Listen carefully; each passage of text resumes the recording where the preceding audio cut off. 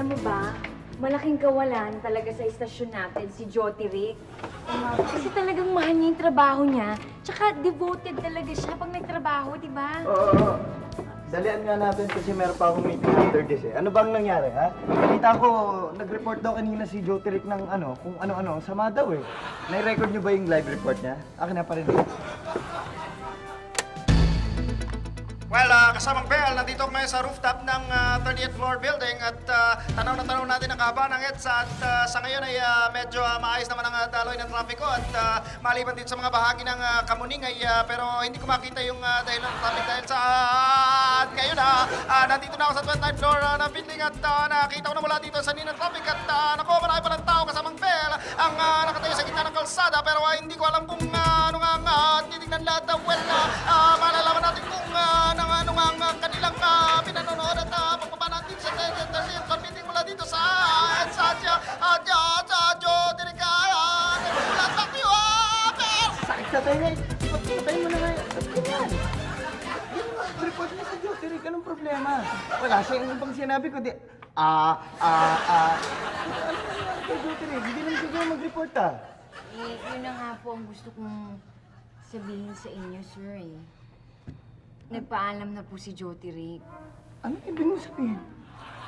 Huling pagre-report na po niya yun sa DWXYZ. At yun, wala na siya. Ano?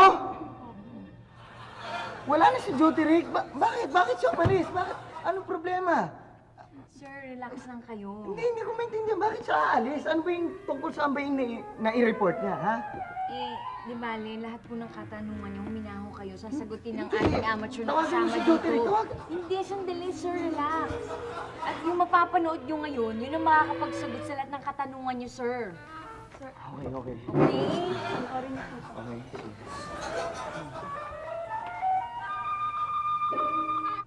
Magandang araw sa iyo kasamang Bell at nandito ako sa rooftop ng 30 palapag na building at kung makikita natin malinaw na malinaw at nakikita natin ang EDSA daloy ng trapiko medyo maluwag naman yung papunta doon pero itong pabalik dito Bell medyo nagsisikip pagdating doon sa may bahagi na yun ng Kamuning medyo hindi ko nga makita dahil hindi natin malaman kung ano ang dahilan.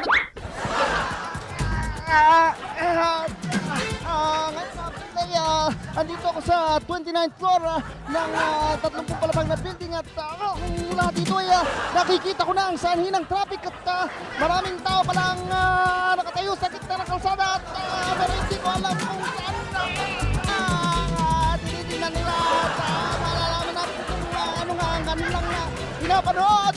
Baba natin dito